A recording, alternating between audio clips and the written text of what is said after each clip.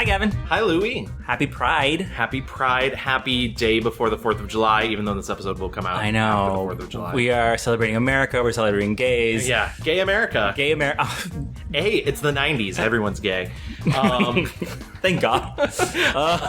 So, real quick heads up, you're probably going to hear some extra noises in this episode. We're recording in a place we don't normally record, but part of that is we don't want to boil alive in a back room, and also because it's the night before July 4th, I have neighbors who are blasting music. So it's really just a lose-lose situation for all of us. Please stay with us. Stay with us. During these tragic audio times. Trying times. Hard times. Hard times. I mean, it's officially Gay Wrath Month. Ooh, so, yeah. It's like the backlash. Yeah, Here we are. I mean, we're keeping angry. We're keeping the spirit going though with this episode. Exactly. We were like gonna try and like get this out in time for Pride things, but like we're busy gays. Yeah. We got things to do. We do have stuff to do. Busy gay things to do. For the record, I'm bi. For those people. Yes. Gavin, the bi erasure? Yeah, the bi erasure. Too real. Not here. Not on this day. Nope. And so, and was that you coming out, Gavin? That was me. Yeah. And going back in, and coming out, and going back in. Disgusting. It's disgusting, Gavin. We've barely started drinking, but hey, welcome to the Mixed Reviews. Welcome, guys. Thanks so much for listening. Yes, absolutely. We are a podcast, a film podcast, in which we take an actor or a director or a mini genre and we break it down by its parts and put it back together, and then we tell you what's best about it and what's worst about it. Yeah, we are a noted podcast now. Absolutely. We have been making the rounds. I must say, there's been a couple different people that have given shout-outs. Little shout-outs makes us feel so good. Yeah. I was telling you, like, it's kind of shocking that people listen and, like, think we're good at what we do. I don't know. Yeah, don't get, not too fast. Right. No one thinks we're good fine, at what we do, fine. but they listen. I'd like to thank makeuseof.com, who actually put us on the top 8 best movie podcast list. That's insane. Yeah, that's insane. Thank you so much. We came in at a healthy 8, so we... Yeah, exactly. You know what? We're happy to be here. Thank you so much. By the skin of our press-on nails. Yes. And also, Squirrel Friends Cocktail Hour podcast gave us an audio shout out when one of their show. Yeah, one of their hosts challenged the other hosts to give us a listen, and they listened to a bunch of episodes. Yeah, we're changing lives out here. Okay, yeah, exactly. We're so glad Amanda now is she's come back to the lightness of Anne Hathaway. We're glad to have you. Absolutely, come to church every Sunday. We pray at the altar of Hathaway. All are welcome. But thank you so much, everybody that's gone out of their way to mention us, to reach out to us, and to really talk about us and spread the word about us, the gospel of the Mixed Reviews. I would also, because I like to read these, and I always say I'm going to, and then I forget, I would also like to point out that we did get another 5-star review on iTunes. This one's from Jim F. Qualls, and it's titled Worth a Listen. Found this podcast through This Had Oscar Buzz podcast. Good chemistry between the cute hosts. Oh my God. Thank you, Jim. And each episode is a nice length. Definitely worth a listen if you're a movie nut and pop culture fan. They do a good job giving you just enough research about each artist to be a thoughtful listen, but not boring. Wow. That is the first time someone's called me not boring.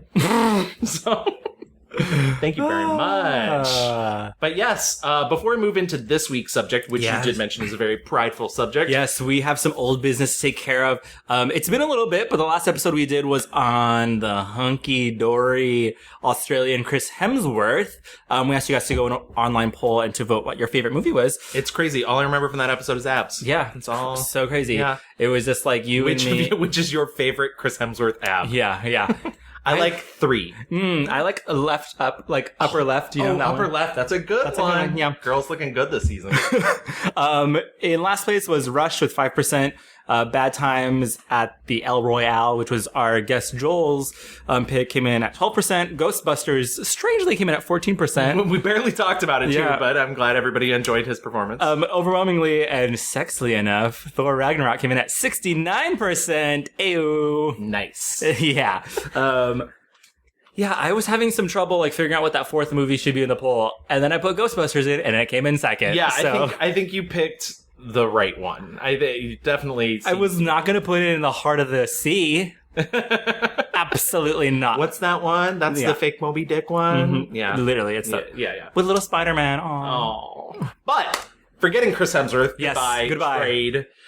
welcome to this week's subject, Yes. which is Drag on film. drag on film. Oh my god, I'm really excited about this I episode. am too, actually. It was really fun to, so I know this podcast is not going to come out during Pride season, but every month is Pride season. Yeah. But I'm just not going to do things anymore. Because I'm tired. You marched an entire parade. You're fine. I thank you.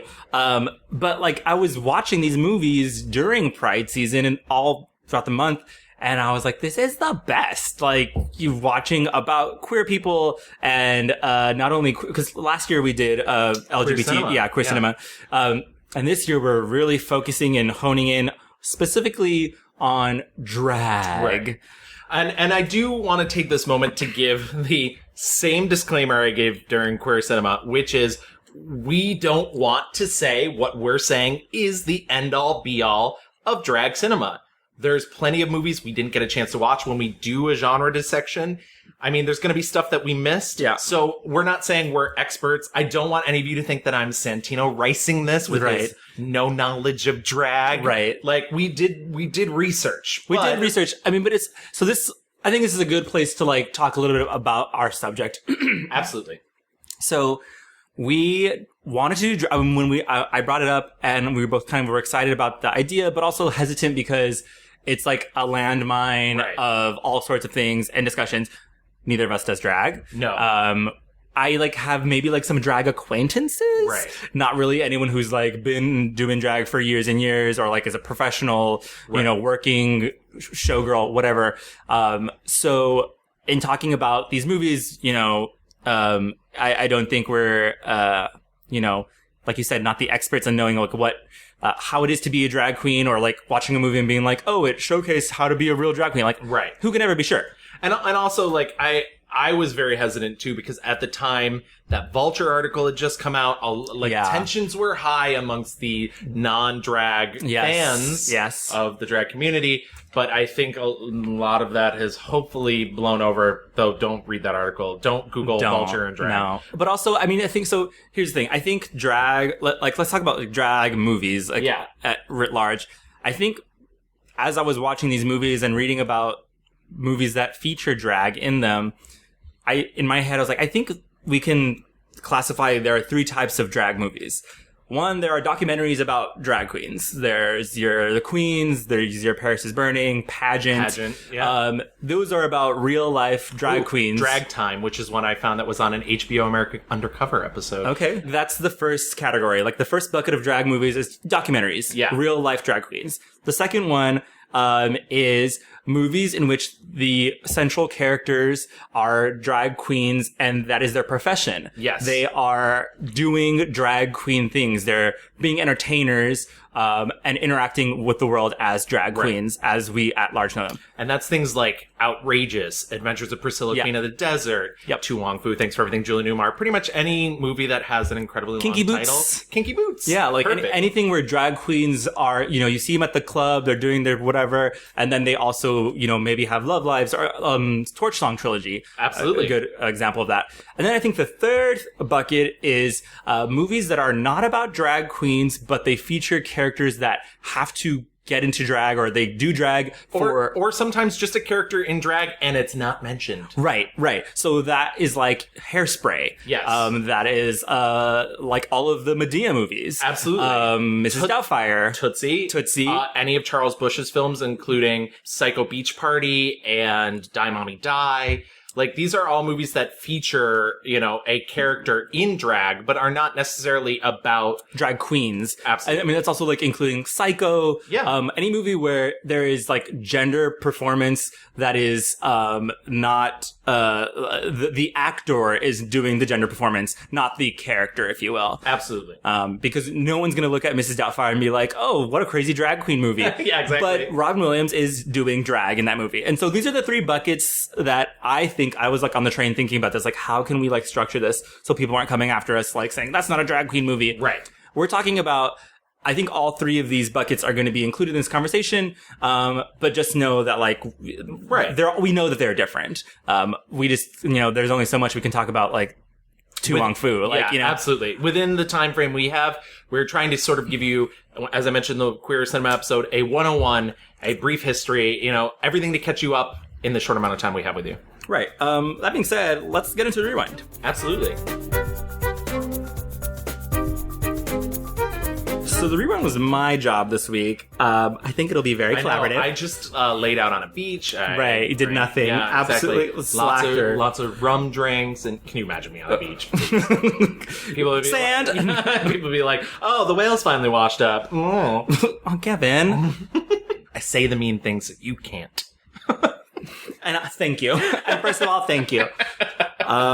Drag has been entertaining audiences for a millennia. You know, like, since the beginning of time, there have been people who have been doing gender performance for entertainment, whether it's, you know, Shakespeare, you know, when all men played parts and so they had to go in drag. The opposite's also true when, it was funny, I was reading about like how, you know, young boy parts like Peter Pan is often played by a woman. Right. Well, and part of that comes from, and this is maybe more long and complicated than you want to get into, some of that history comes from opera. Mm-hmm. So a lot of the men played the roles, and so a lot of roles were written for countertenors, which is a very high range that most men can't sing.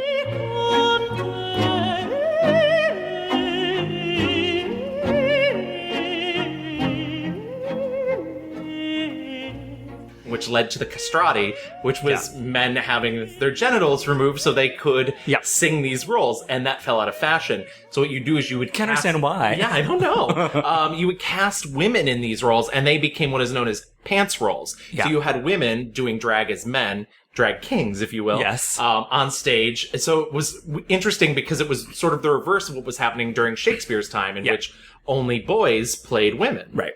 And so for our purpose, I mean, that's just like kind of a primer, you know, drag entertainment has been around forever in all sorts of different, you know, scenarios. Drag in film, really began in the early days of like silent films. You know, Charlie Chaplin and, his movies, they were doing, the tradition of female impersonation from the English music halls. Yeah. When they came, and that's like all the way back in like 1910. This was the time, pre-code, it was looser and, you know, it was more common. Right. But it was, and then it fell out of fashion, or there's censors about how people could do cross-dressing. And what was interesting about it was, until the censorship laws came in, it really, even though it was a gender performance, wasn't about sexuality. And that's maybe where a lot of people get confused in a puritanical society, is that gender and sex are not the same thing. Yeah, absolutely. And so we'd be remiss if we didn't bring up Julian Eltinge, who was like one of the most famous early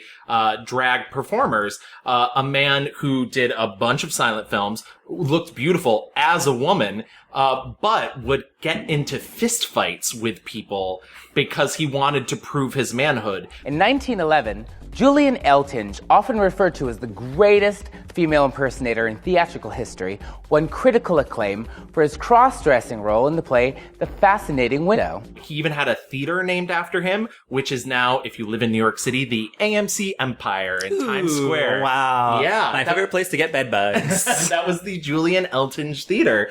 And, you know, he lived a long life. He once said, I'm not gay, I just like pearls. There you go. You know, so I think it is an interesting, exactly what you were just saying, that really until censors came along and were like, this is perverse. Immoral, whatever. Yeah, it was not seen really as anything sort of as that. Yeah, and I think you're absolutely right with the whole, it was so unsexual. It was played for comedy, and seeing a man in female dress was just hilarious. Also, I read about, you know, in Harlem, once the Jewel Box Review got super popular, the whole gag was you would go to the review and you were supposed to figure out which one of the dancers was a female. Everyone else was in drag. And the gag at the end was that actually all of the women presenting dancers were men, and that the host was actually the woman in male drag. And the host famously was Stormy DeLarby. I believe I'm saying that name right. If I'm not, please correct me. I'm terrible with last names. But she was a butch lesbian who essentially became one of the most preeminent drag kings, though prior to that being in the nomenclature of all time. And she was both very handsome and incredibly beautiful. Yeah, it's very, very handsome. Yeah. Somebody told me that I couldn't do it and that I would completely ruin my reputation, and that people, didn't I have enough problems being black? I said, I didn't have any problem with it. Everybody else did. She made a very handsome man. It worked for her. In the 50s is where we see Ed Wood and Glenn or Glenda, which we talked about briefly during our Tim Burton episode. Absolutely. This was maybe like a sputtering of, bigger things to come. Ed Wood, it's hard because he clearly was doing drag in the film, but a lot of people will say that he probably just had a kink for wearing women's clothing, and it wasn't about gender expression. It isn't until 1959 in Some Like It Hot when you get like the big Hollywood treatment for the first time of drag on film, and it's kind of like the classic story. And we see this story happen so many times where friends see a bad thing happen and need to go undercover and decide to cross-dress. And so this is... Unless you're Whoopi, then you nun-dress. Right, exactly. Ooh, MTV's nun-dressed. Honestly, I'd watch. Yeah. But it's funny. So did you see Connie and Carla? I had already seen it. I did. I had not seen it. I didn't rewatch it, but I have seen it. And I was like, this is exactly Some Like It Hot, but like made in 2004. Oh, absolutely. Absolutely. They see a crime happen. They need to go undercover. Yeah. But they're both performers in movies, but no, it's basically like 90% a remake of Some Like It Hot. Yeah. Some Like It Hot's very funny. I fucking love Some Like It Hot, one of the best ones of all time. What I think is Billy Wilder, what? What I think is super interesting is that at the end is the only portion where you get like kind of actual sexual perversion. Right. And I say that in the most like... Yeah, you used air quotes. I used air quotes because it's not what really... was that, Louie? Wow. Well, guess what, Mimi? We did. At the end of the movie, Jack Lemmon, right, takes off his wig. Yes. But essentially, he's trapped on a boat with a character that wants to take him home to be his bride, and he's like giving all these reasons he can't get married. In the first place, I'm not a natural blonde. Doesn't matter. I smoke. I smoke all the time. I don't care. Well, I have a terrible past. For 3 years now, I've been living with a saxophone player. I forgive you. I can never have children. We can adopt some. But you don't understand, Osgood. I'm a man. Well, nobody's perfect. And the movie ends, and I was like, oh my god, like, in this movie, they're letting us know that this man is, like, ready to go have a male bride. Yeah, yeah. And this is 1959. Yeah. And this movie was huge. A huge success. In 1960, we saw Psycho, which, we talked about this in the LGBT on film or in cinema episode where we go through a phase where people who are cross-dressers are usually deranged or villains. Yeah, and so we get a lot of those movies. What was that movie about, like something in the Bean? Freebie and the Bean. Freebie and the Bean, which contains a cross-dressing killer. Which spoiler alert, sorry, but also don't watch that. That's a horrible movie. Yeah. And that's kind of what we're getting in the 60s. It wasn't until in 1968 until The Queen is when we get The Queen, which is. You can find this on YouTube. Yeah. Though I will admit, if you are living in a major metropolitan city at the moment, it has just been restored. It is playing all within the next couple weeks. Yep. I'm going this weekend to see it again. You guys should go see it. The YouTube version is very poor quality. Yeah. Also, it's so short. It's not a long movie. But it is incredible. You mentioned I hadn't watched it for the LGBT episode. I watched it for this episode, and it's just as good as everyone says it is. Absolutely. And also, sidebar for you Drag Race fans, if you haven't seen it, Aja plays Crystal LaBeija during the Snatch Game during All Stars 3. Yep. And they cut most of it out, and you can find a super cut of some of the stuff they cut out on YouTube. It's dead on. Yeah. And I'm beautiful, and I don't need nobody to tell me I'm beautiful, darling. Rue, where's Sabrina? I will soothe the bitch, darling. Some fun facts about me are that I will walk off if I lose. I don't give a damn what anybody thinks about me, and Harlow should never have won the pageant. You know she didn't deserve it. All of them, the judges knew it too. But she was terrible. And her explanation for why she wanted the money. To put it in the bank.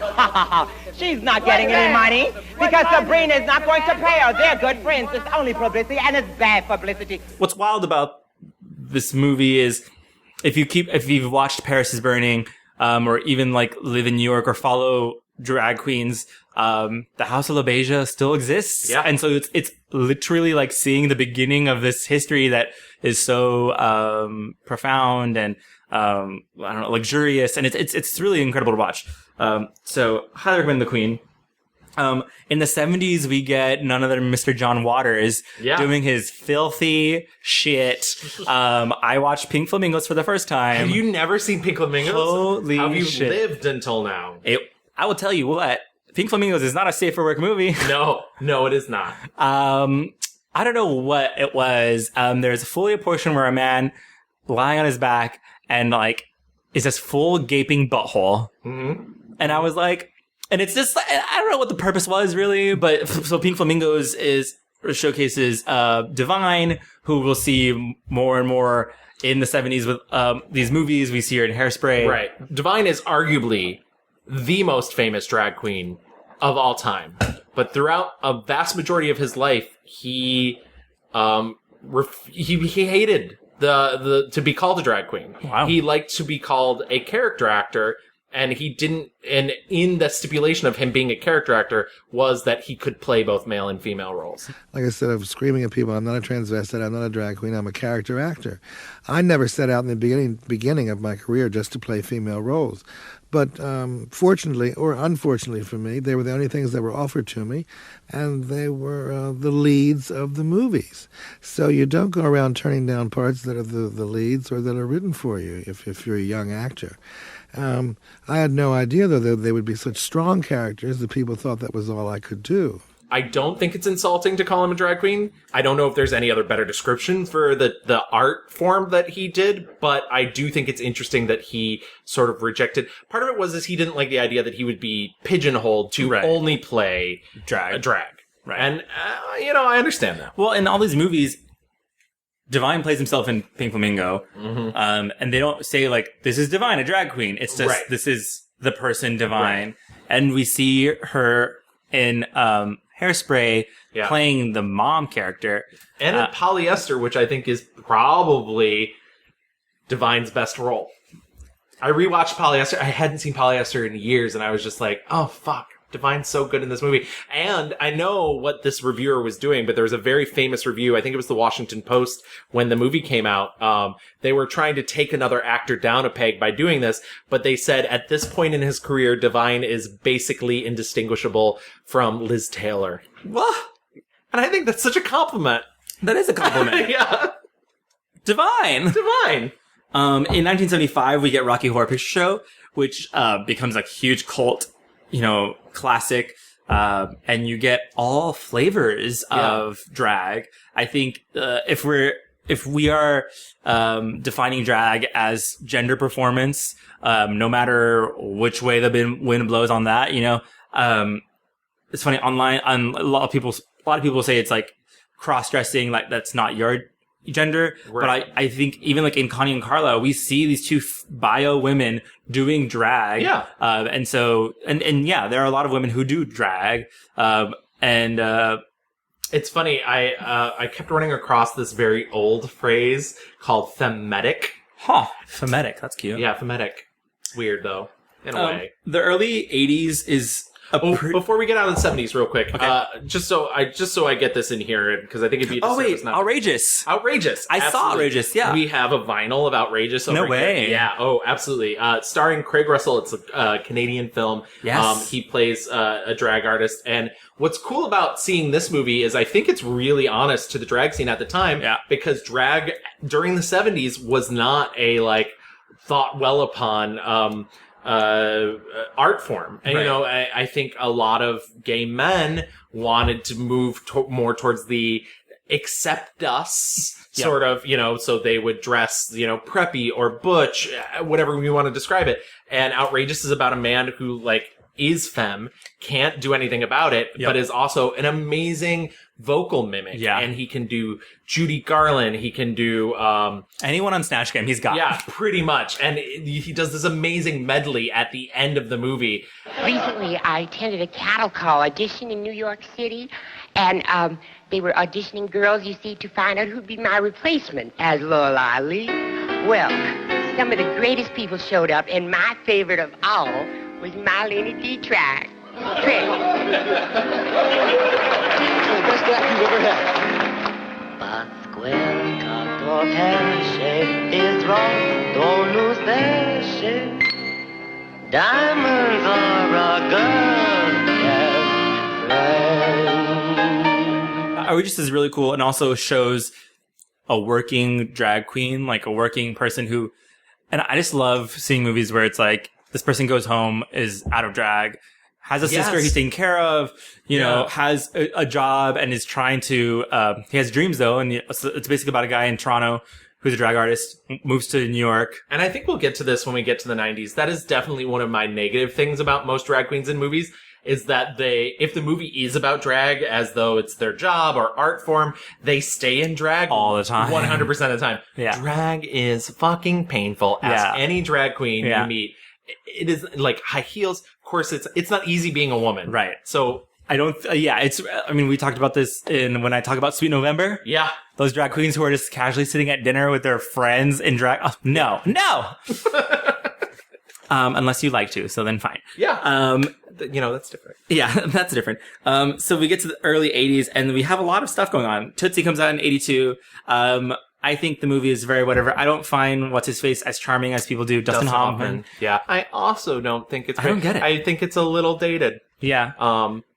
But so there's that. But I mean, all to say, the movie was hugely successful. Oh, absolutely. And opened a lot of doors for, I mean, Dustin Hoffman, whatever the fuck we think, was huge. And it was a manly man, masculine. And like, to see him doing the full getup, has, I think a lot of people now, actors will say like, if Dustin Hoffman can be in drag and people don't like shit on him for being like quote unquote like femme or gay or whatever, why not? You know? I'm gonna do the mixed reviews thing on you. On the flip side of that, I think it does lead to a sort of rash of straight actors playing drag queens in movies or doing drag in movies.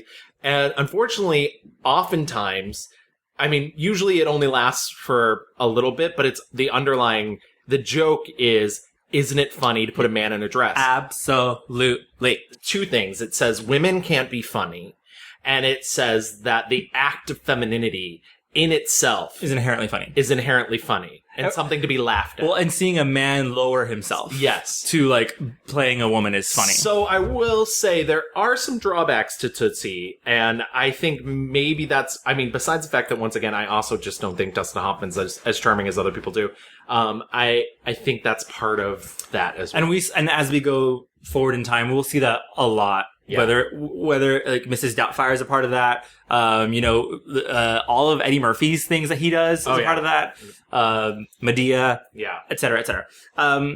That same year, we also get Victor Victoria, where we get the lovely Julie Andrews, high glamour, like never looked better. Yeah, absolutely, especially like I have a thing for women dressed as men anyways, and And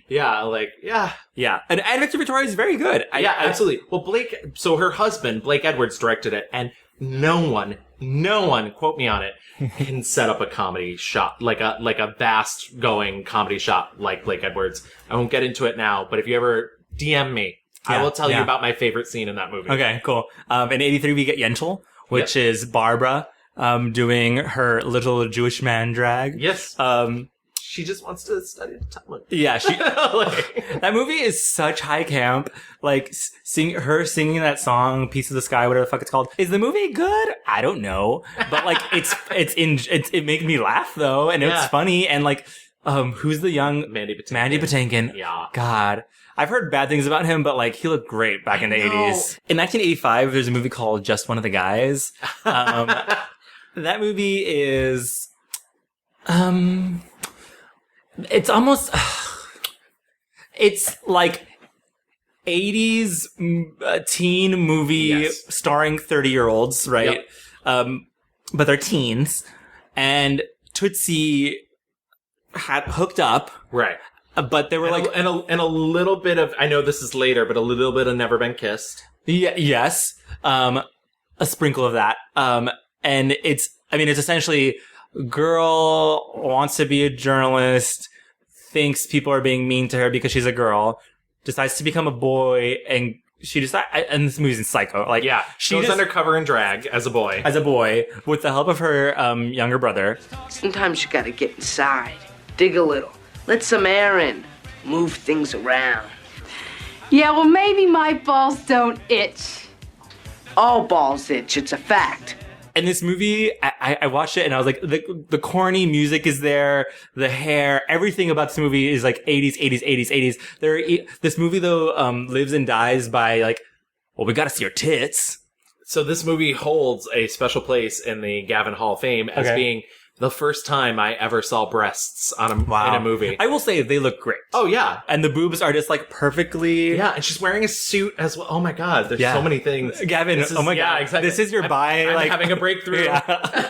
Your origin story is just one of the guys. Exactly. There's even like a song specially wrote for the movie called Just One of the Guys. Like, it's insane. What's wild is that she looks so fucking hot as a guy. Mm-hmm. Mm-hmm. As a girl, her hair is insane. Yeah. And I was like, bitch, this is chic as fuck. Like, come to 2019 looking like this, and you would be right in.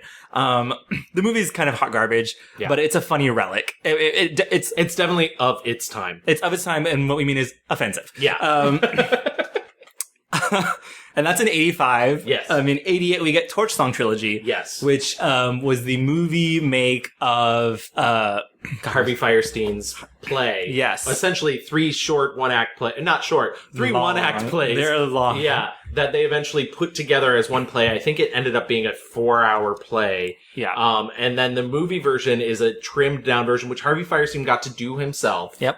And it's a shortened version, and it's about a man named Arnold, who is a drag queen for his profession, and it's sort of like the loves and losses in his life. Is this the first like modern movie that we see of an actual working drag queen and they're like day to day? I can't think of another movie that all these other movies before then are either like playing for jokes or like doing it out of like selfish reasons. Like, Yin Yentl, Barbara wants to learn, so she does drag. And Victor Victoria, she needs a job, so she pretends to be a man who pretends to be a woman. This is the first time you see, like, Arnold wants to be a drag queen. That is his profession. Yeah. And also maybe it's just like, this is the first time we see a modern gay man who, because even in Outrageous, it's not necessarily about the sexuality. Right. Yeah. Outrageous, I would say, like, opened the door. Yes. And I think Torch Song threw it open. Yeah, Torch Song. Because this is the first time you see him like trying to find love. A young Matthew Broderick is in this. And he's so good in it. Yeah.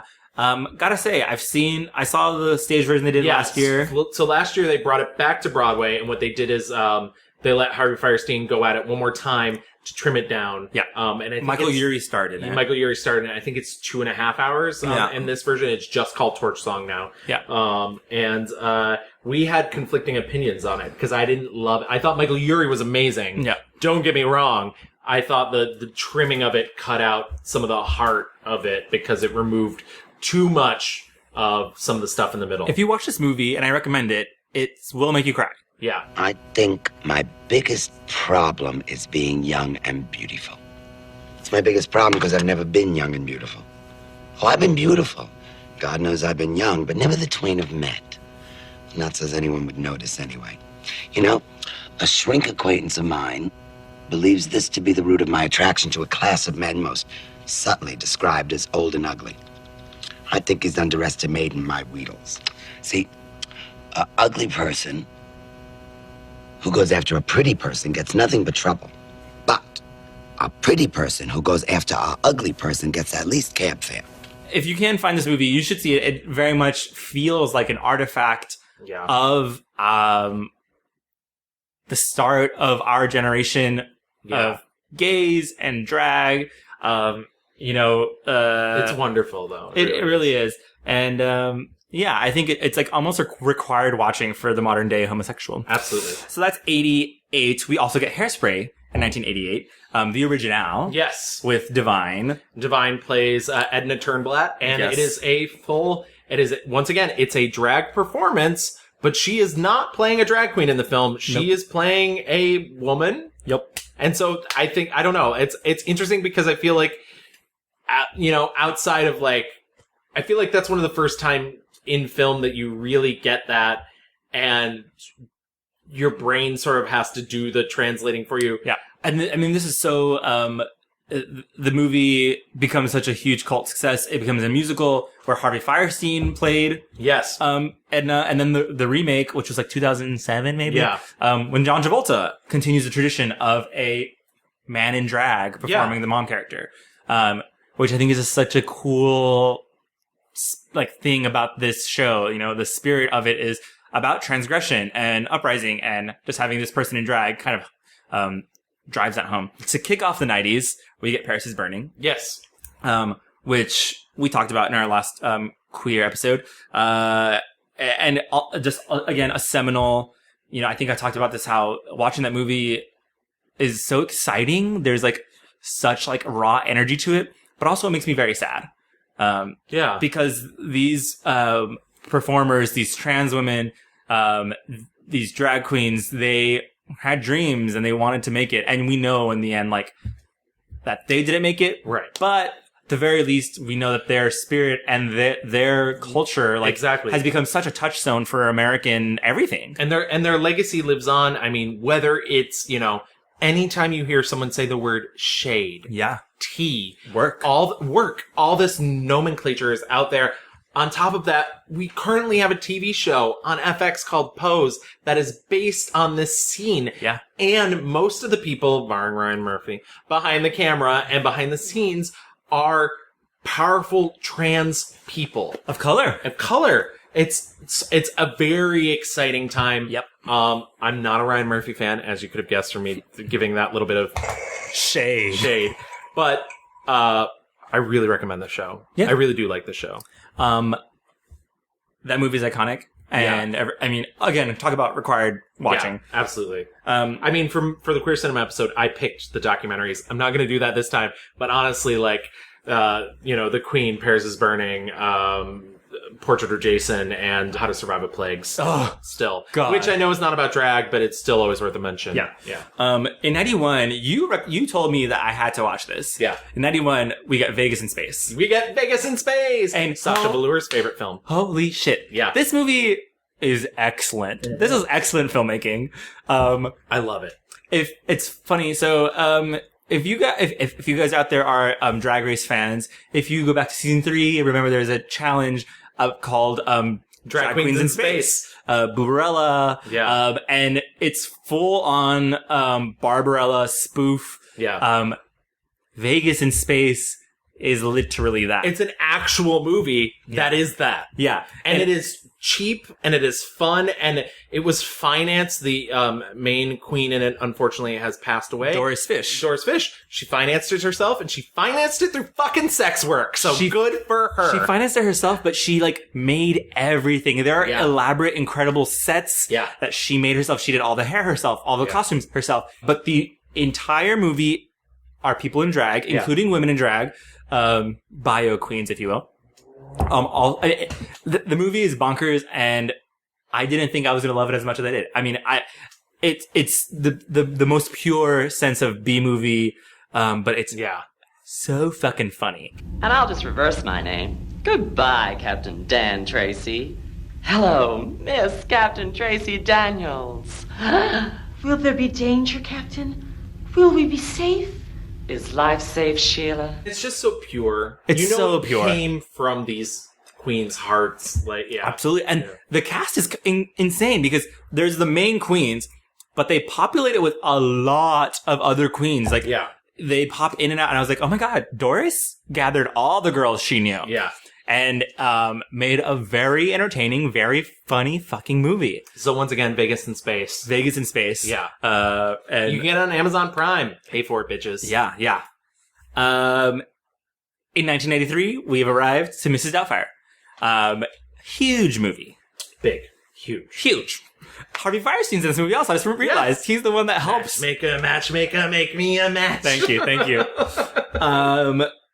Yeah, I don't know what to say about Mrs. Doubtfire, except everyone's seen it. Everybody of a certain age. You know, it's not the only drag queen movie Robin Williams did, which is kind of nice. R.I.P. Robin Williams, obviously. Obviously. But, you know, between that, the birdcage, his cameo, and his, like, uncredited cameo in To Wong Foo, which I always forget about. Wait, who's he in To Wong Foo? He like, hooks them up. Yeah. He's like the go-between. Right. His name is John Jacob Jingleheimer Schmidt. His name is my name, too. Yeah. It's so funny to think about. So, Robin Williams and Eddie Murphy are both extremely talented comedians. But only one of them is super homophobic. Right. And that's Eddie Murphy. Yeah. And as we go through this episode, I think we'll talk about, especially in our 1-star reviews, Robin Williams used drag to make us laugh. Yeah. But he was never degrading to women. Right. The jokes were never about, isn't it funny that I'm in a dress? Right. It was about characterization, the character I am.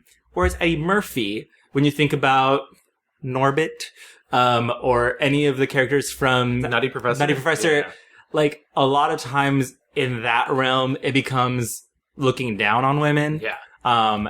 And to an extent, also Tyler Perry. You know, it's the same thing. I mean,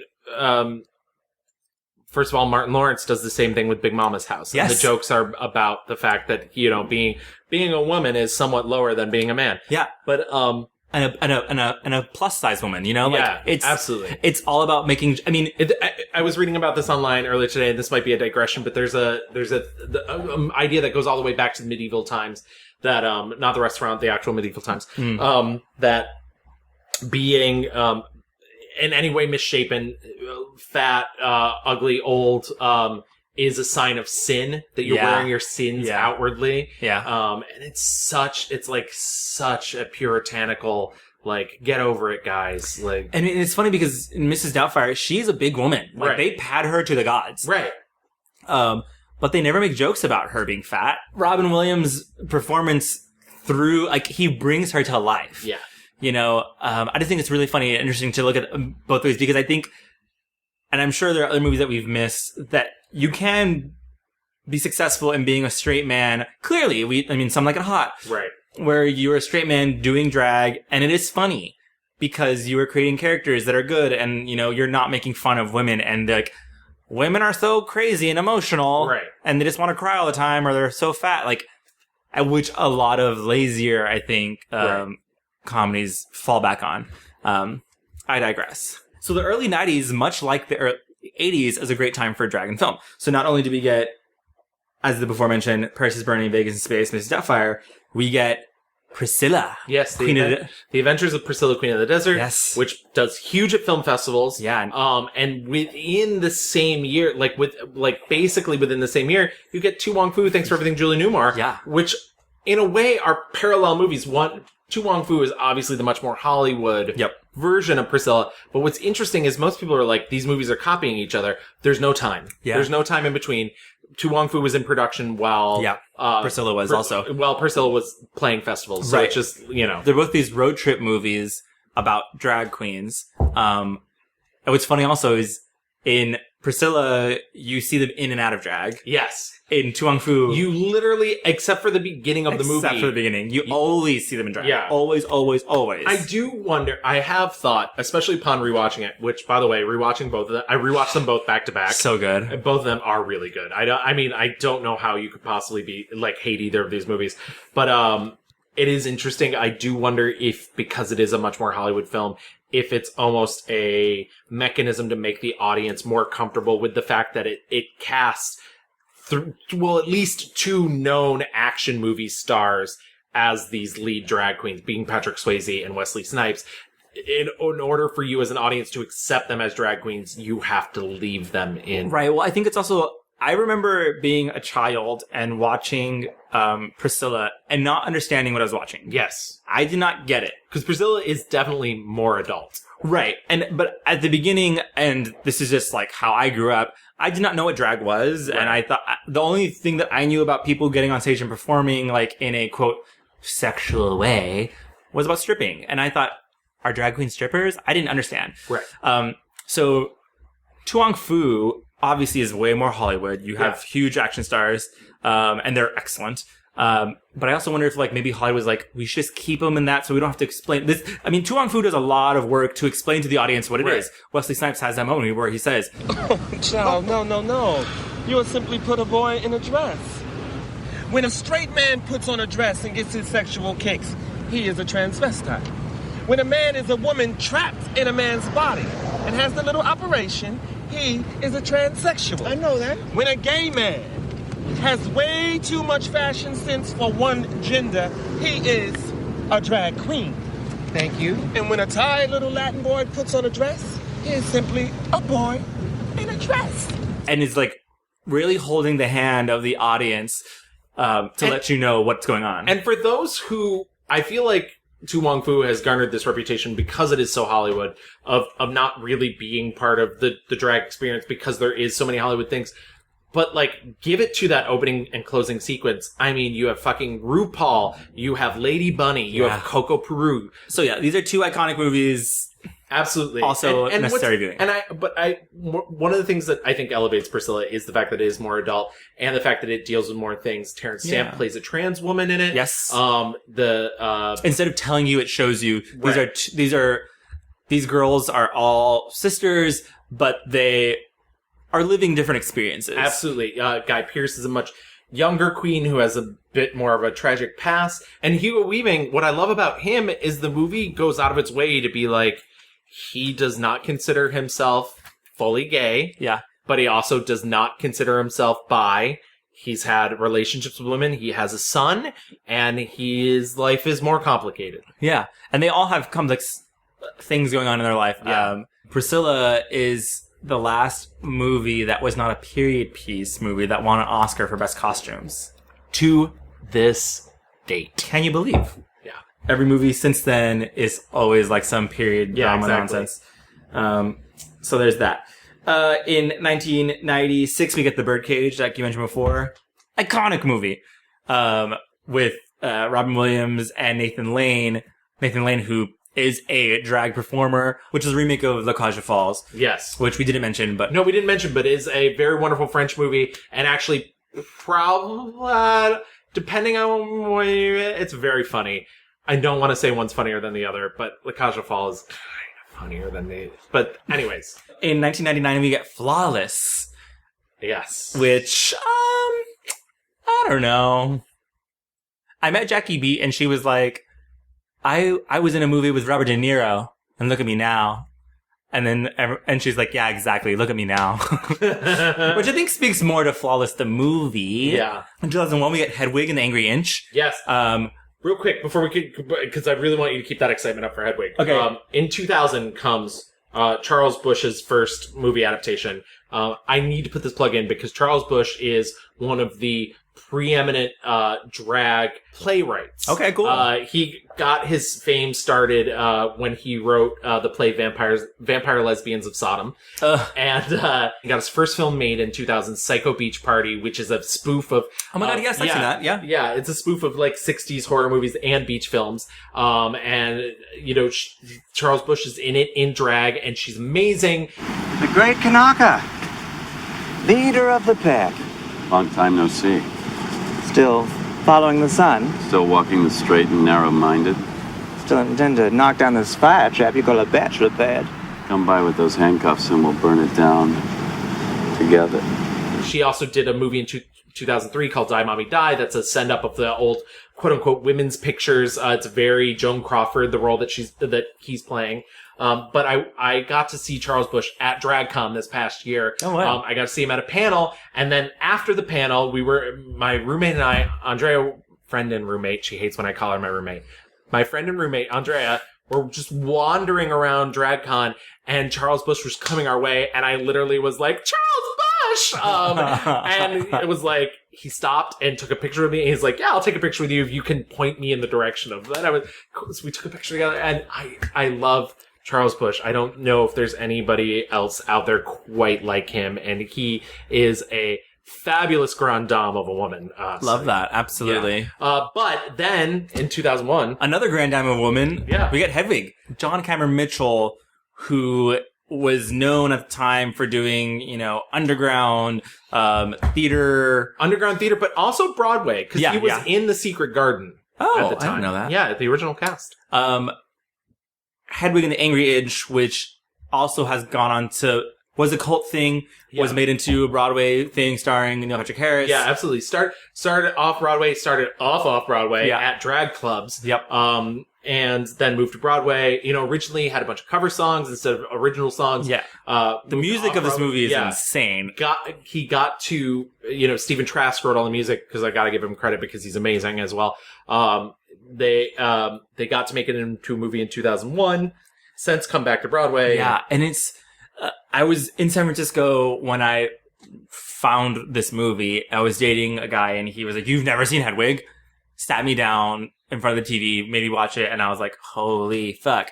And this movie is not necessarily about a drag queen. It is, though. And I will say this. John Cameron Mitchell has gone out of his way to say that Hedwig is more about a drag queen than it is about a trans individual. Okay. Because Hedwig herself was never questioning her sexual identity, was forced into a sex change operation. Hedwig is about an East German singer retelling the story of her life, including the botched sex change operation that left her with an angry inch. Right, and she was a boy who didn't really want a sex change, right, or had no problems with gender or sexuality. It's more about a person who is living a drag lifestyle because they don't have a choice. Right.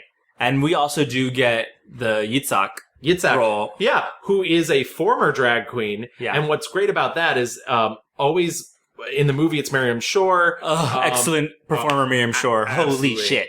She started out off Broadway as well with the show. She originated the role. She is a woman playing a man who is a former drag queen that Hedwig will not let dress in drag because no one can be more beautiful than him. And it only gets better from there, folks. It's very complicated. You must watch.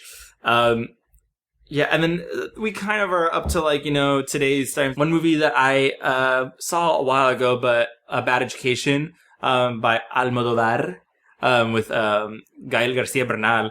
So hot. I know. Hotter than this room we're in right now. And it's hot. Yeah. We got Kinky Boots, which I don't think a lot of people know that was a movie first. Yeah, I think most people think it only as the Broadway show, the Broadway musical. It started off as a movie starring Chiwetel Ejiofor. Correct. And he's a great drag queen. Burgundy. Please, God, tell me I have not inspired something burgundy.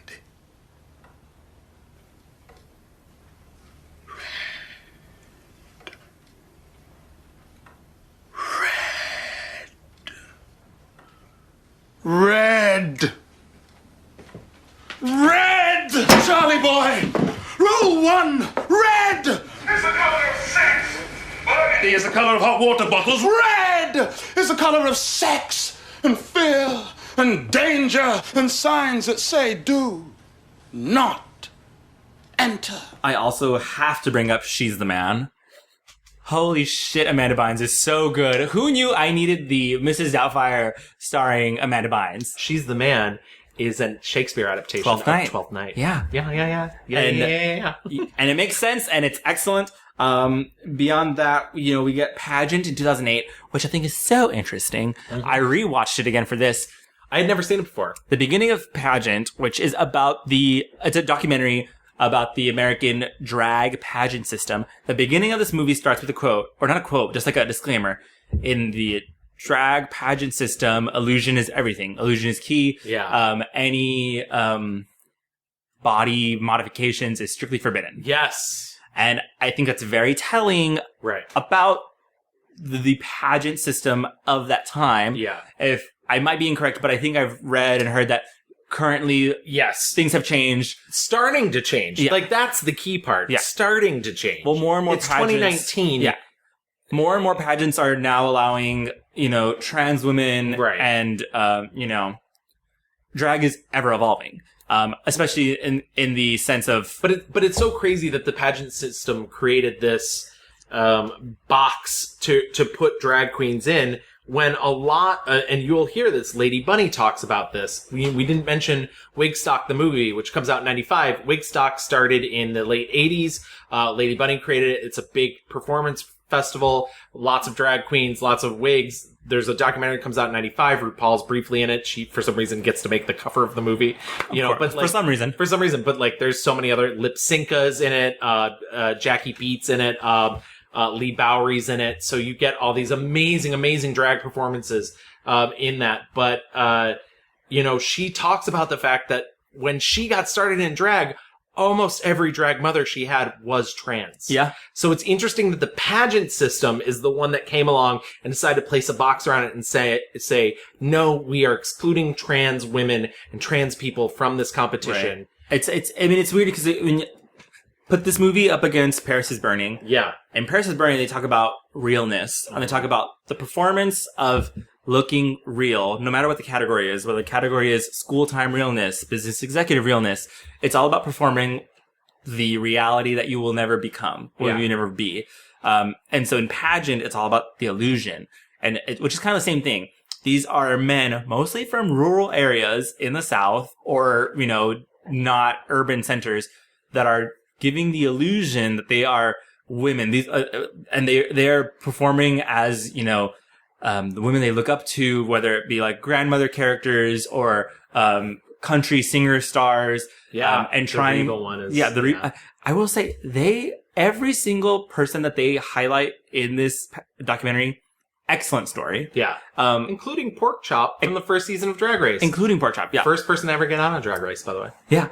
I recommend Pageant. It's an interesting look into this. They take it so seriously. Yeah. The people who run this. It's a huge fucking deal for so many people. And what's crazy is it's a time capsule, but it's only 10 years ago. Mm-hmm.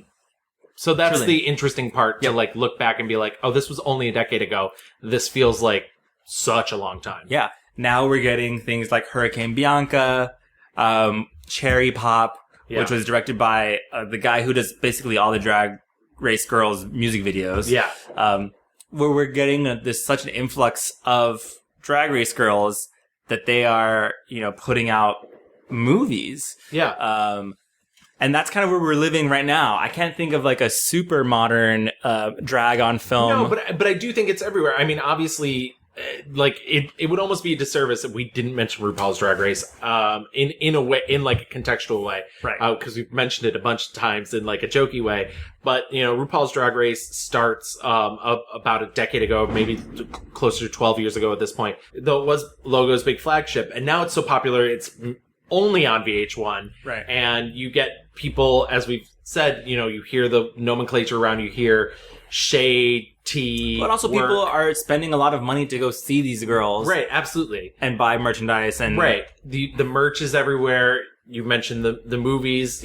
Someone like Bianca Del Rio is big enough to get her own movie made. In this month alone, they're having their first pay-per-view event. So really? It's a haters roast. And it's almost becoming like, the unfortunate thing is once things start to cross in the mainstream, in this household, I don't know how you feel about it, but these later seasons, we've started referring to them as professional wrestling for straight women. Wow. Because that's what it feels like. Well, it's that whole, it's eating itself. Yes. Which is fine. Whatever. Things will change. We didn't mention there's a new documentary called Wig out. Yes, absolutely. Wig just came out on HBO. It is about the revival of Wig Stock, which happened last year just for an anniversary. Yeah. I don't think it's happening again, unfortunately. Yeah, I don't know. Because it didn't happen this year. But it is the return of Lady Bunny, and bringing her thing back. And, all shade to RuPaul. She even says, we can't afford RuPaul this year for all the people that make her look like a woman. All shade, all tea. All shade, all tea. And, but one of the things I do think is interesting, and I implore you actually to watch Wig. I thought it was really great and thought it was really fantastically made as well.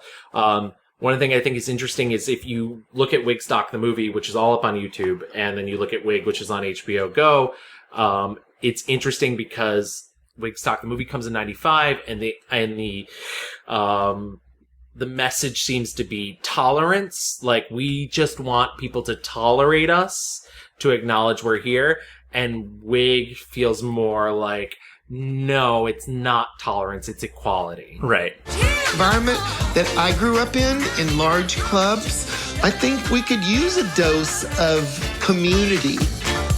When we had a common enemy, like rampant, unchecked discrimination, inability to marry or serve in the military, or AIDS. We did come together because there was an enemy to fight.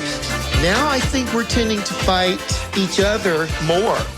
And I think that if we got in each other's faces, we would say, oh, yeah, I get it.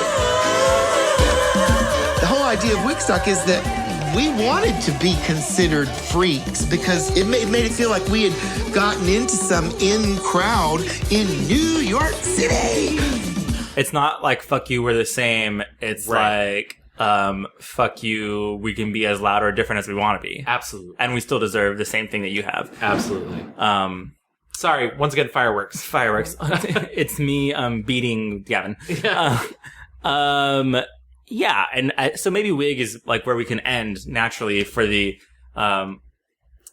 history of drag on film. I'm sure we missed a bunch of movies in there. Absolutely. But one of the things about doing a genre dissection is we're not going to hit everything. Yeah. All these drag cultures are so specific and small and regional. And there's so many different versions of drag. I mean, we brought up Drag Race, which is its own very narrow description of drag. Yep. I mean, you can find the Boulet Brothers show, Dragula, Mastragas on YouTube, which I don't think has any English subtitles, unfortunately, but it's a drag show competition from Mexico. Amazing. There's currently going to be Drag Race Canada coming out. There's Drag Race Thailand, which is so much fun. But also the episodes are way too long. But yeah, so I mean, it's sort of everywhere. Alyssa Edwards got her own show on Netflix, Dancing Queen, which I don't know has been renewed or not, but yeah, I think this we covered all of our bases. Hopefully, you Absolutely. know, we have from Divine to Bianca Del Rio and everyone in between, from Julian Eltinge to Charles Busch. Yes, from big time Hollywood, you know, down to Doris Fish and you know, making things that she loves for her community. It really is just like a huge pantheon that is on. Again, watching these movies was so much fun. Yeah. Even the shit, I have to say, even the bad movies, it's kind of exciting and thrilling to see, you know. Once again, it's, I mean, in a way, it's sort of what I was just saying about making your own space. Like, it's nice to see people making their own space. Yeah. And like, and feeling part of it. And what's wild is like, we're not even like, we're drag enthusiasts, right. But we're not doing drag. We're not trans Right. people. But it's just like so exhilarating and exciting to see, these brave people putting their art out, and making their space. So, I think this is a great time for us to get into our reviews. Excellent. So, why don't we beat the dead horse first and go to our 1-star reviews? Excellent. Love that. Okay, I didn't bring this up in the rewind, mostly because I just don't want to fucking talk about this movie too much. But my 1-star review goes to 2011's Jack and Jill. And this movie... I fucking forgot about Jack and Jill, so good on you. So here's the thing. I had to eventually go hunting for a 1-star review. And this one just fit the fucking bill. If you forgot, which I think most people should, Jack and Jill is an Adam Sandler vehicle, from his Happy Madison production studios, which is just pumping out trash. Came out in 2011, and it's a supposed comedy, where Adam Sandler plays the titular Jack and Jill. They are twins.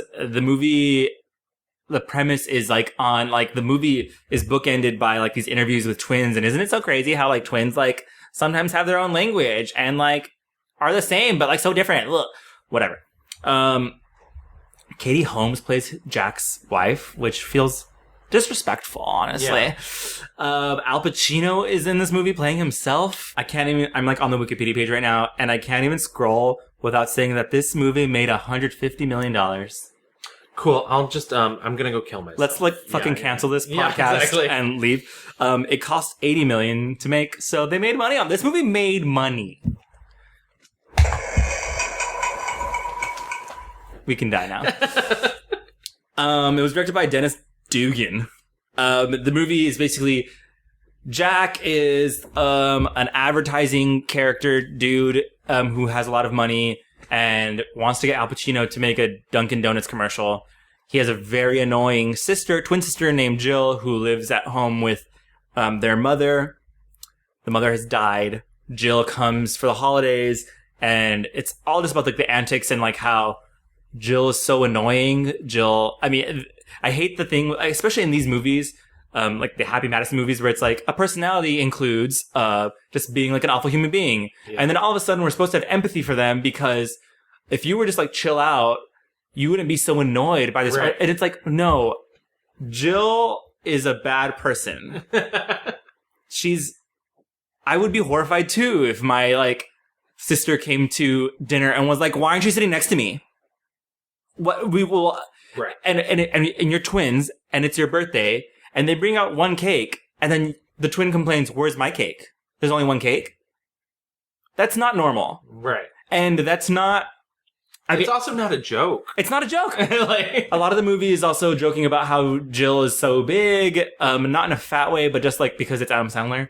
And she's so broad-shouldered and manly. If you ever want to see a movie or something... Oh, my God. Okay, yeah. I just hold the thought. I have to go. I have to. What did I say? Oh, no, it's not you. It's the Chimichangas. Oh, they're making a run for the border. Oh, you're throwing chimichanga bombs? Oh, God. Jill? Where were you? Oh, she's not talking to us still, I guess. I am not talking to you. I am talking to Aaron. Aaron, I gotta go make some chocolate squirties. Oh, God. Oh, hold it. Oh. All the jokes about Adam Sandler being in drag as Jill are just about, it's funny how this man is in a dress. Yeah. It's funny how, she's so big and she's clumsy. Because in the same breath, usually, that it is like, it's funny that a man would lower himself to be like a woman. The joke of a woman having traits like a man makes her lower as well. Yeah.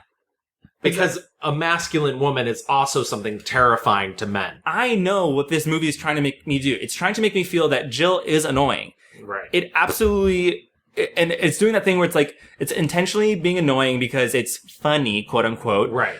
But in the end, I know it's going to do a bait and switch and tell me that I'm a bad guy for thinking she's annoying. And if I had more empathy for them, then I will have changed. And so in the movie, in the end, Jack does have this change of heart because he can't believe how mean he's been to his sister because he doesn't, quote, understand her. But it's like, no, she has being genuinely annoying and genuinely not a good person. And it's a super shitty. And so, Jack and Jill 2011 made a bunch of money, so fuck them. I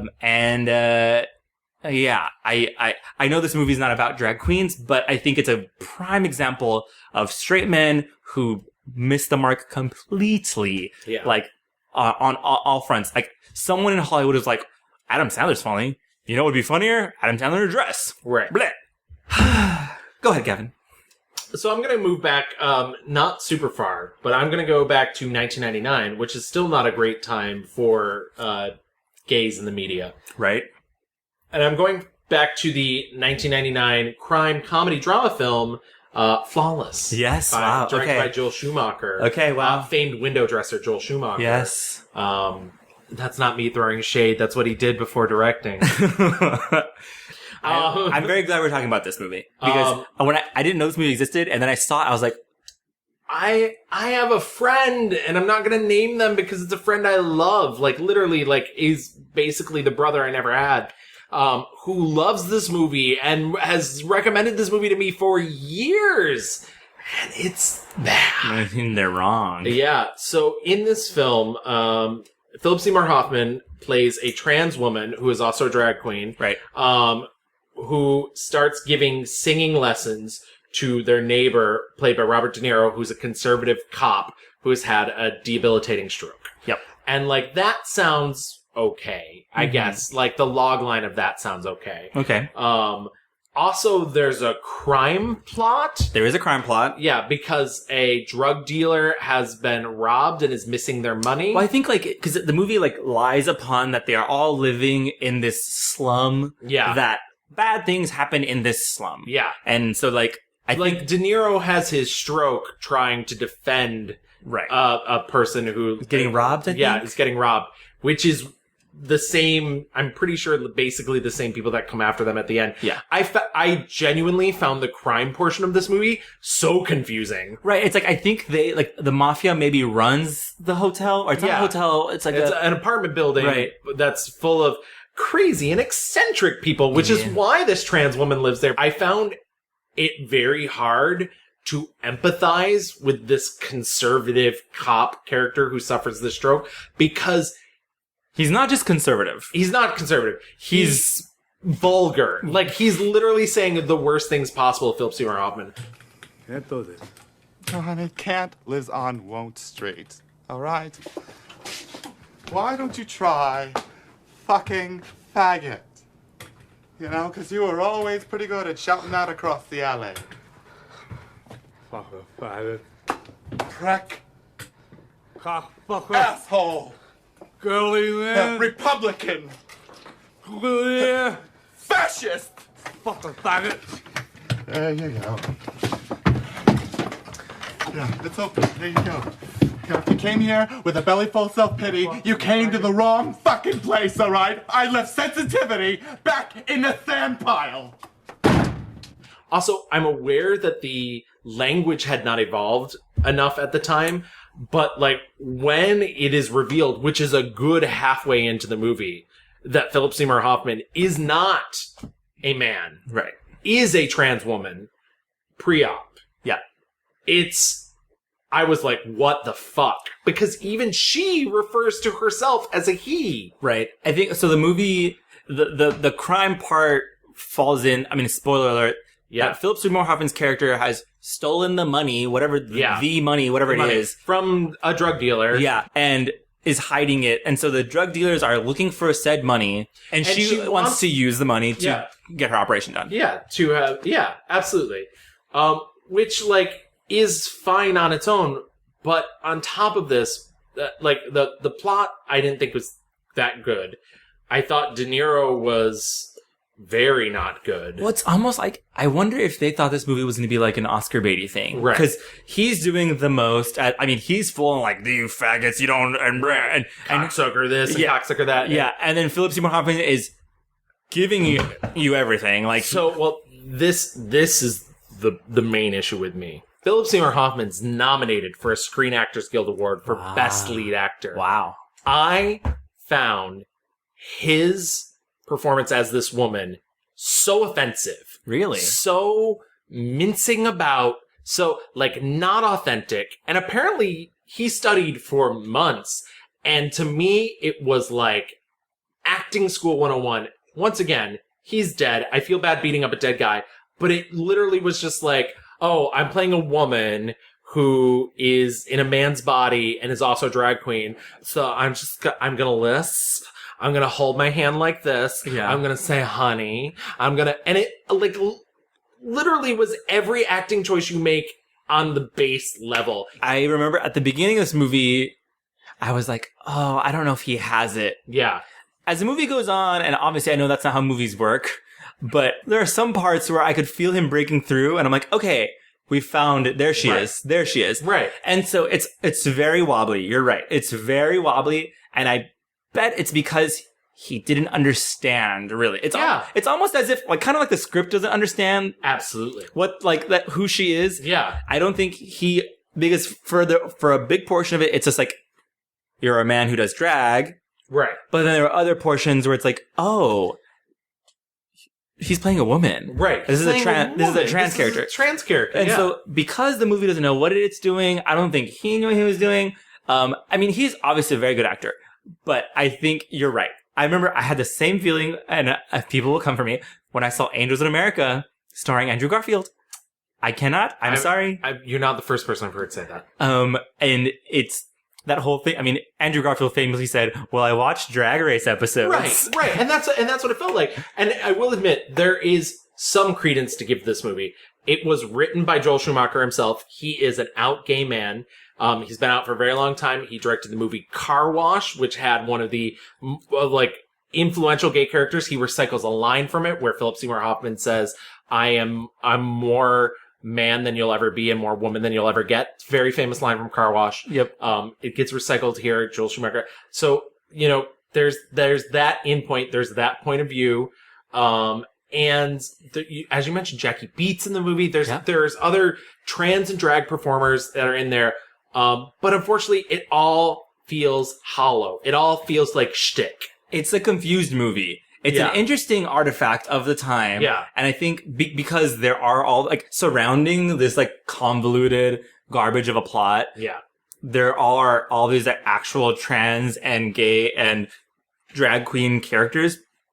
But I think they were like, how do we make it Hollywood? And much the same way that I don't want to watch a film where a black person has to teach a white person empathy. Yeah. I don't want to watch a film where a queer person has to teach a straight person empathy. And it's wild because like the movie, it fully surrounds him, this awful guy, with these queens who were like, lol, baby, you're so funny and cute. Yeah, exactly. And I just, there's no fucking way that any queer person would like rub up against this man like in life and be like, you know what, we should hang out. It's a very misguided film and very much of its time and gross. And I don't It's like an early permutation of like, but then it's fine. We can all get along. Right. So were there any other films that you saw that you perhaps didn't love? I will say Hurricane Bianca.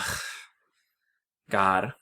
I watched that and I was like, I know Bianca Del Rio's funny. This isn't though. It's almost like... I've seen the first one. I didn't see the second one. Yeah, I haven't seen the second one. I haven't seen Cherry Pop. Someone told me that it's very bad. And it's wild because like, it's almost... A drag queen and actor does not make. You know? Yes. I love... as much as RuPaul's Drag Race will try and convince you that a drag queen has to be a jack of all trades, has to be able to act, has to be able to sing, has to be able to lip sync, like, no, that's not true. No. I am fine seeing my drag queens lip sync or tell jokes. Whatever they are good at entertaining, they know what it is. And that's fine and good. I don't need to see them, like, trying to read scripts and, like, make a movie. So I guess we should take the moment to move into our 5-star reviews. Let's get into it. This was hard. This was very hard. There are a lot of things that I love, and that I think people should definitely go out and see. But the movie that I landed on that I just think has everything is 1994's Priscilla, Queen of the Desert. I love that it shows drag queens. I love that there is the trans woman in this. I love in talking about a visually stunning movie.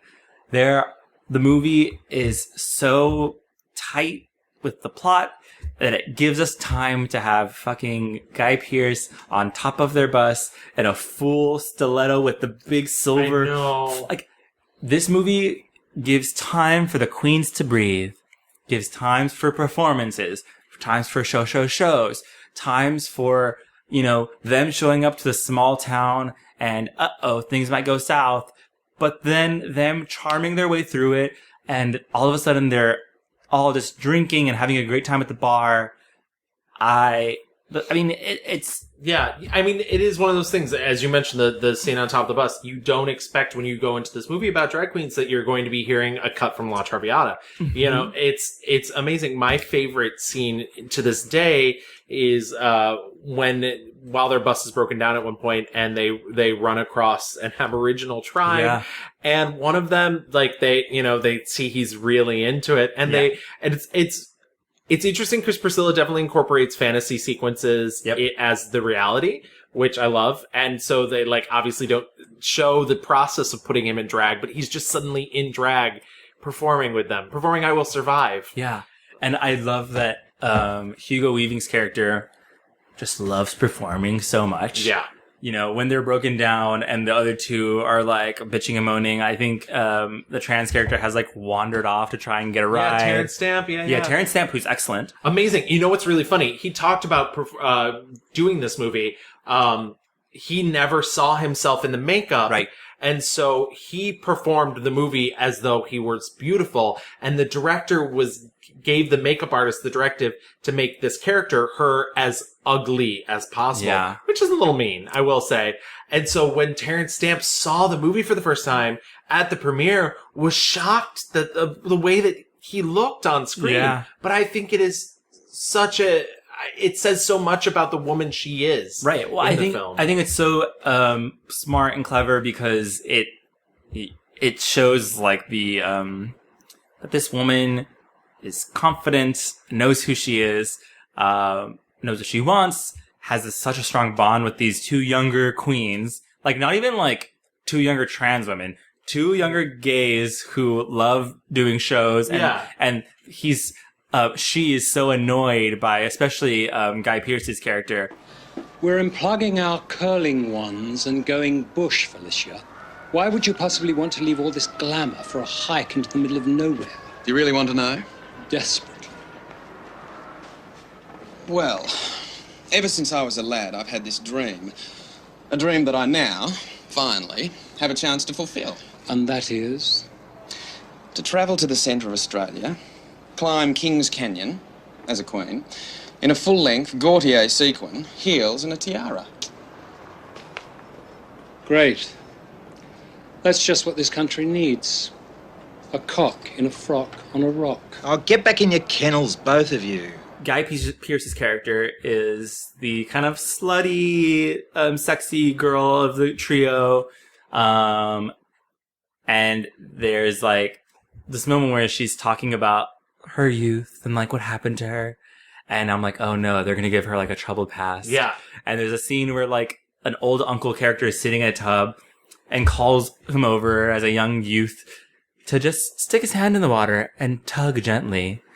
And I was like, oh, this is why he's the way he is. And then it immediately cuts to him pulling the drain out from the tub. And I just don't like seeing movies. It's really hard. I've talked about this before. Yeah. Seeing underrepresented or minority people being abused or hurt.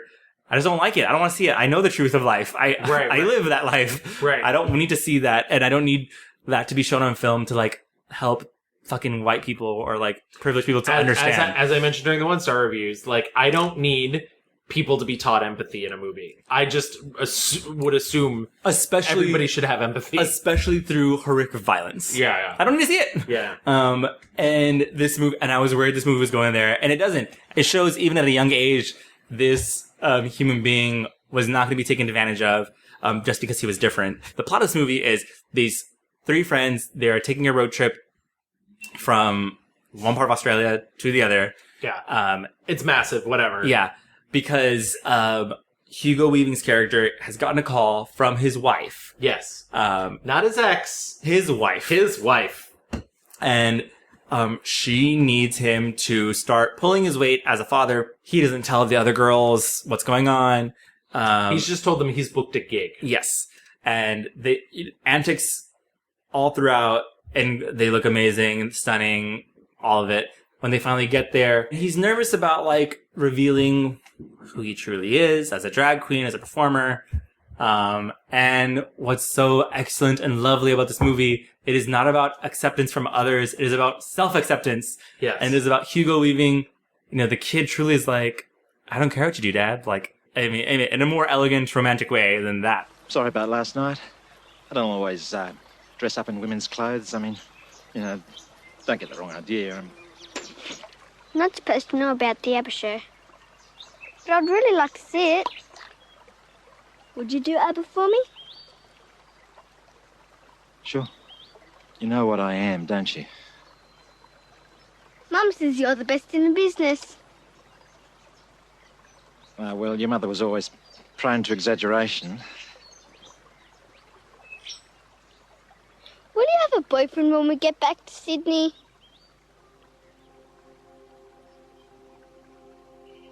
Maybe.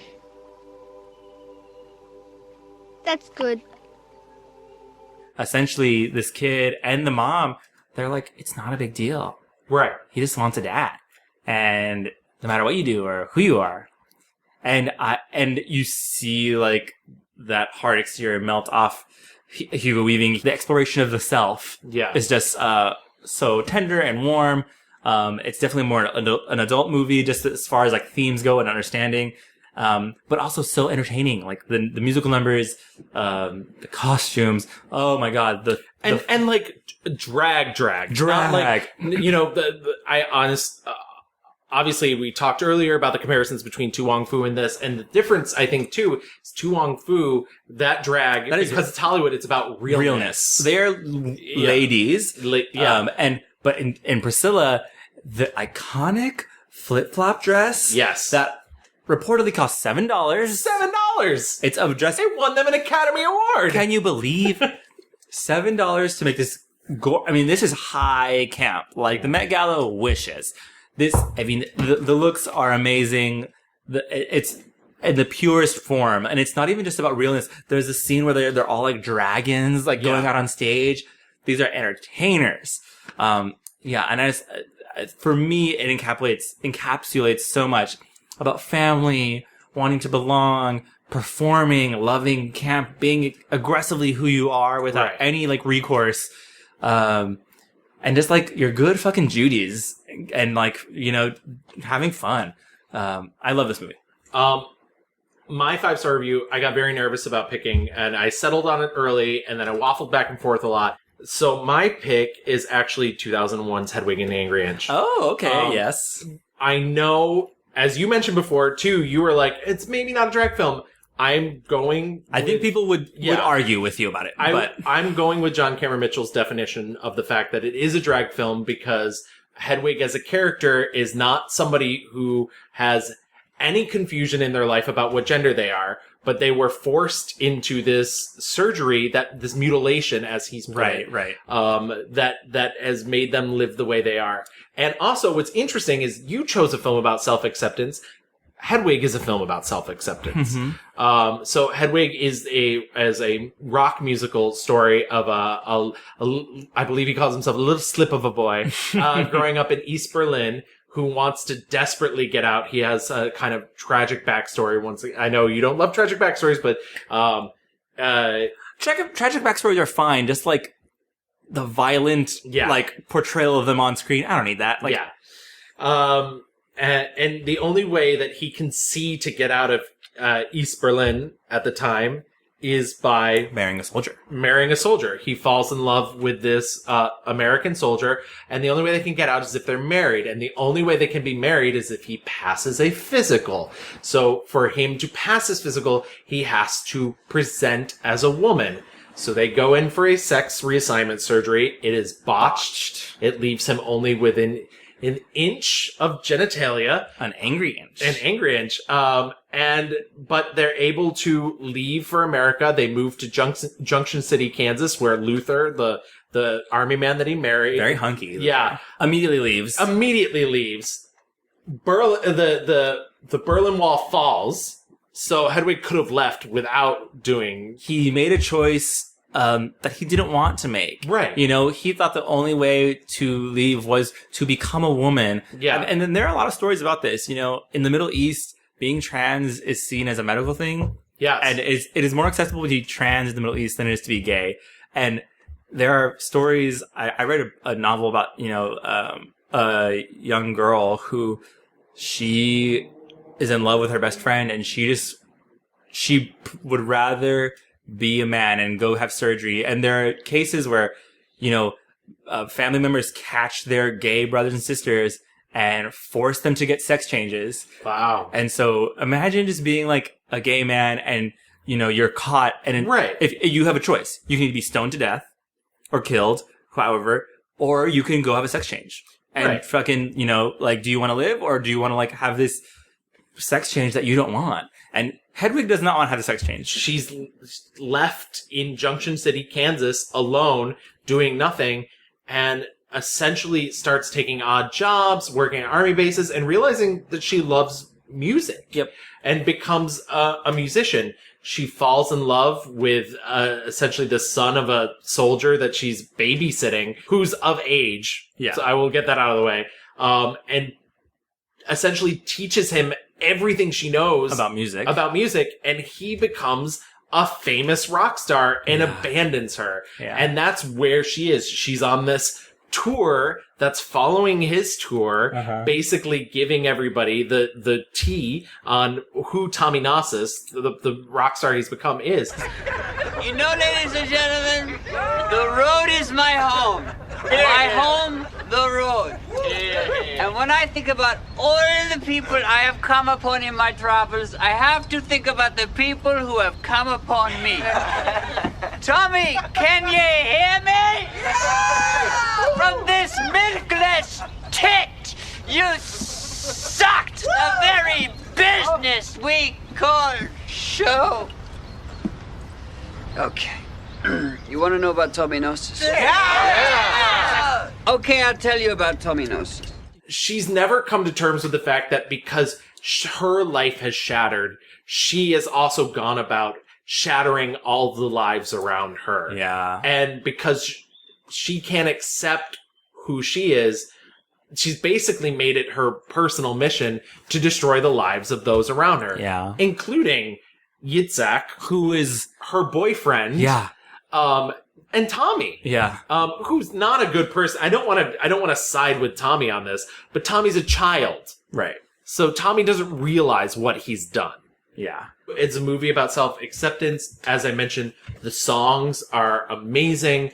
The looks are fucking amazing. And like the outfits they put John Cameron Mitchell in. And it's funny because it started as such a low rent thing. John Cameron Mitchell himself was very nervous about creating this drag character without having a background of drag. He started out at this club called Squeezebox, where in order to perform, you had to be in drag. Stephen Trask, who wrote the music, was the main musician at the club. When he approached the owner about this thing that he'd been writing with Stephen Trask, the owner was like, you have to do it in drag, but it can't be anything that's making fun of these drag queens and trans women who do this professionally. Hedwig is not something you slip on. Hedwig will be something you live. Being a kind of more traditional actor, I was hanging out downtown and watching these drag queens and trans performers and rock gods who were not famous doing their thing. There was a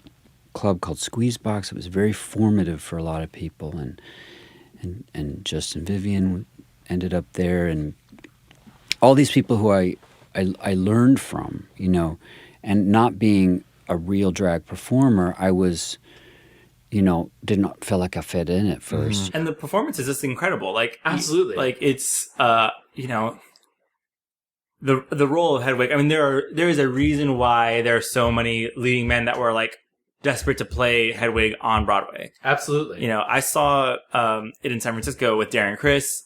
Incredible. I saw it, it's going to make me sound like a crazy person. I saw it 4 times on Broadway. I saw Neil Patrick Harris. I saw John Cameron Mitchell. I saw Michael C. Hall, who I think is probably my favorite. It took me a while to come to terms with that because I saw John Cameron Mitchell play it on stage, but he had injured himself, so it's a much less physical performance because he had to sit most of the time. But Michael C. Hall brought such an intensity and anger to the role that I had not seen before, and I got to see Taye Diggs in it, and that was maybe the worst, but it's fine. Yeah, he closed the show. Yeah, exactly. The movie's really fantastic. Miriam Shore plays Yitzhak in the film as well. Stephen Trask is also in the film, and Michael Pitt plays both Tommy Speck, Tommy Gnosis. I don't know. It's such a movie that's near and dear to my heart. Also, I don't know when I would ever maybe get the chance to talk about it again. Yeah. And then, we're never, John Cameron Mitchell's directed, 4 films? We're never going to do a John Cameron Mitchell episode. So I figured I would just take my shot. Once again, I hemmed and hawed about this a lot, but I do think for me, it's just a really amazing drag performance. But yeah. Was there anything else that you saw that you think is an exemplary film? I did want to mention, and I didn't mention it during the rewind, there's this amazing Japanese film from 1969 called Funeral Parade of Roses. It's sort of an all-around queer film. There's a drag queen in it, and it's not necessarily a drag film. It's like loosely based on Oedipus Rex, and like it's good. It's not I don't know. Like, I told a friend about it, and he immediately looked up and was like, oh, that sounds like a sad gay film. It's not. It's, like, experimental and weird and a lot of fun. Yeah. Of, like, the things that we talked about in our rewind, I think the essential viewing, Torch Song Trilogy. Yeah. Vegas in Space, which I also read. Vegas in Space, Doris Fish said, I wanted to make a movie that wasn't like sad, woe is me drag, like Torch Song Trilogy. Right. She just wanted a campy, fun, and so essential viewing. I think Robin Williams is incredible and Mrs. Doubtfire in that bucket of drag films. Like truly the ally we deserve and needed. I agree. Like I don't know any other straight man who's been able to do drag as well as Robin Williams. Yeah. Save for the girls from Wong Foo, which gotta watch. And I do feel like they did it respectfully. Absolutely. You know, like pageant is so interesting. If you like Drag Race at all, and like just to get more context about regional queens and like pageant system stuff. Yeah, I guess that's all. Those are my like highlights. Those are like required queer drag excellence movies that everyone should see. I mean, beyond like, of course, people should see Victoria. If you haven't seen Some Like It Hot. Oh, absolutely. That's like textbook. Yeah, absolutely. So before we move into our fast forward, why don't we do our mixed reviews review? For my 1-star review, I chose 2011's Jack and Jill. And for my 1-star review, I chose 1999's Flawless. For my 5-star review, I chose 1994's The Adventures of Priscilla, Queen of the Desert. And for my 5-star review, I chose 2001's Hedwig and the Angry Inch. All right, let's get into our fast forward. I watched easily over 20 movies for this episode. And you've also been preparing your entire life. My entire life has led up to this moment. Like, I don't like it when people are like, oh, you watch Drag Race, you're not a true fan of drag, or whatever. Like, if you like Drag Race, love Drag Race. Right. Fine. Great. Love the concept. Knowing about these other things makes it so much more fulfilling. Absolutely. It's so fulfilling to be able to see Aja do Crystal LaBeija and know the reference. It's so gratifying and interesting to now go back and rewatch season 3 with Queens in Space and know the reference of Vegas in Space. It's so satisfying. And all the experience and drag, RuPaul is problematic as fuck, but like, when you hear her say like, know your references, know your history, whatever, blah, blah, blah. Like now, like watching these movies, I'm like, okay, wow. My understanding of this group of people and these people who live to entertain and also, cis straight entertainers who want to do drag and do it in a respectful way, in a good way, is just so much more fulfilling. And, I'm grateful that we got this opportunity to, mix up these reviews. Absolutely. Do I have any suggestions for the future of Dragon Film? I don't know. I mean, also, I don't know if it's my place, really. I mean, obviously, we both mentioned the movie Wig, which is on HBO right now. It's a documentary. And I think that movie has a lot of interesting ideas about where gender performance is going, where... A big half of that film is about Charlene, who is a Brooklyn queen who... Which you got to see this Sunday. She's amazing! Okay, I'll give you one better. In the movie... they talk a lot about Casa Diva, where she lives. Yeah. And there's performances of her at her house. I was at that party. My boyfriend Derek is in that movie, like, in the overhead shot, like, watching her. I didn't even notice Derek. Yeah. What? And I was at that show also, and it was incredible. I remember being like, why are there cameras here? It was for Wig. And that is not a humble brag. That fully... No. And that's not you either. That was fully like, my boyfriend was like, oh, there's a party happening. We should go. I was like, okay, whatever. All that being said, drag continues to go in interesting new places. I think Charlene also, because she has said for a long time, she thought she needed Drag Race to become real, this real drag queen or like whatever that means.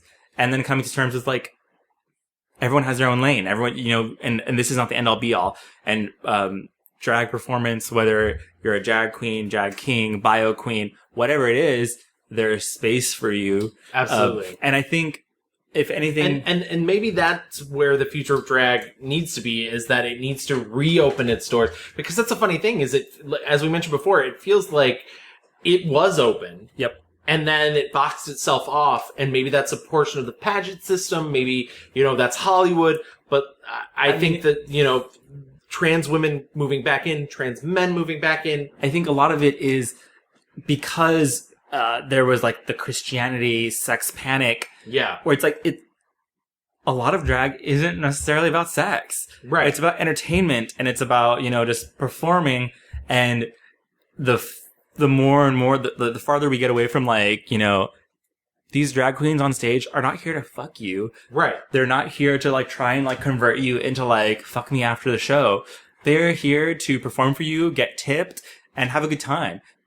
I think the further we get away from like, when people realize it's not about sex, it's about entertainment, and this is their job. It's an art form. Yeah. The more we can appreciate the art form. And that, of course, includes trans women and trans men and all sorts, and all sorts of just entertainment.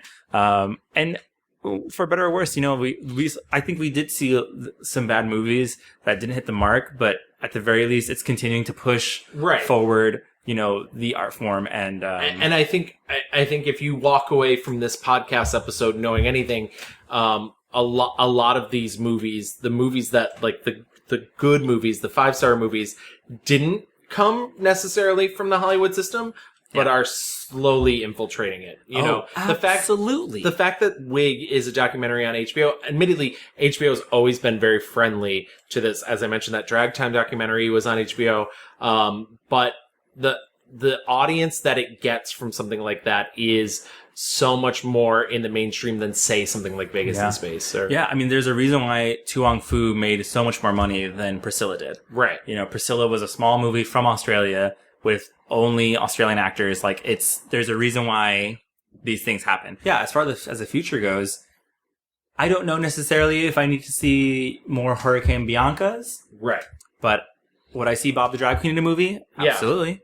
I think Alaska and Willem and these Drag Race girls who have these platforms now could be good movies? Yeah, I do think it could happen. I think it's more about, if we're still talking about access for like women and cis people of color in the Hollywood system. Yeah. What you do see are straight people doing these like very Oscar baity, tragic, whatever. Thank God now we're having the backlash of that, where it's like, sit down, sis. We don't need Matt Bomer playing, a trans person. Like Dallas Buyers Club. We don't need Jared Leto doing this trans character, because he was in drag to play this trans person. Because the frustrating thing for any person, anybody who's seen as an outsider, is, we pay bills the same. We do our laundry, we do the dishes. And it's interesting. I wonder if we're not seeing any more Mrs. Doubtfires or She's the Man's, because it feels a little flip now to just like, what do we need another comedy about a straight person having to go undercover or do a sneaky thing, a lie, essentially. Like, Mrs. Doubtfire, she was lying. He was lying. Right. To get the whole time? The whole time. Right in front of my salad. For a selfish reason, and I don't know if we're in a time and space where it doesn't have to be about deception anymore. Yeah. Or if like it would even be socially acceptable. Yeah. Like, I'm not saying it would or would not be. I don't know. But it definitely feels like Hollywood's too scared to even go there. And I think as a society, we would much rather just see, first of all, in that second bucket where it's seeing more like Torch Song trilogies, more queer people who do drag as a profession and what their lives are like. And I am hopeful though, because we have such a plethora of great drag queens now. RuPaul and Drag Race have really given a platform for a lot of these queens to have these great careers and clear stars that we all love and want the content from or whatever. I think it's only a matter of time before, we see some, hello, we saw Shangela and Willem in Stars Born. Yeah. And and every single minute they were on screen, killer. Yeah. Loved it. Absolutely. Excellent. And so hopefully we keep going in that direction. And I had a great time doing this episode. Me too. Absolutely. So I think that really sort of wraps up where we hope, this mini genre is going and headed. I want so many more drag movies. Me too. And like, once again, authentic, but man, I suck at closing these episodes. You should see you opening these episodes. Oh, I would. I had to do it once. I know. I do want to say this is our 49th episode.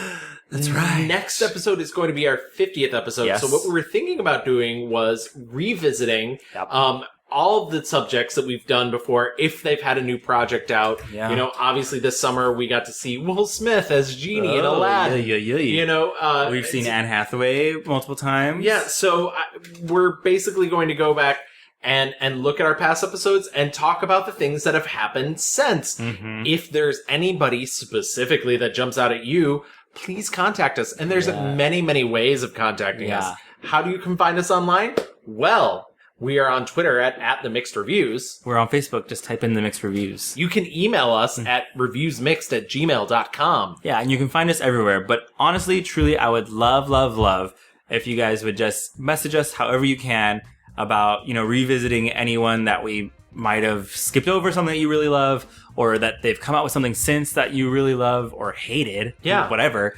And we've done so many people. I Michael know. Douglas, Cher, Natalie Portman, like Yes. all these different people. Ewan McGregor, just pile on with us. Yeah. And if you're not listening to us on a subscription basis, you can subscribe to us on Apple Podcasts, Stitcher Radio, iHeartMedia, Spotify. We're everywhere. And if you are an Apple Podcast listener, please rate and review us. Leave us a nice 5-star review and type something nice for us, and we'll read it on the show. Yeah. There are so many, also a favorite thing of like drag movies, like all the clips. Yeah. They're so funny, these fucking movies. I love it. Read us for filth, but in a good way. Yes. Drag me, please. Drag me. Expose us. Cancel us. God. But yeah, thank you so much for listening, and we'll be back in 2 weeks to do our 50th anniversary episode. Can't believe we've made it. Oh my god. 2 years of bliss. Panty Bliss. Panty Bliss. I didn't mention that movie, God. Panty Bliss, Google it. She's an Irish queen. Love it. Thanks, guys. Bye-bye.